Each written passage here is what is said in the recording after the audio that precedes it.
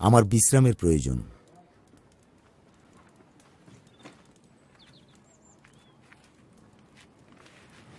ভয়ে আমি কাঁপছিলাম, আর মূসা ফেরাউনের সামনে শক্ত পাথরের মতো দাঁড়িয়েছিল। কিন্তু এরপরে কি ঘটবে? মাবুদ সবই জানেন। অবশ্যই তাঁর উপরে বিশ্বাসে অপেক্ষা করব। এবং মূসাকেও।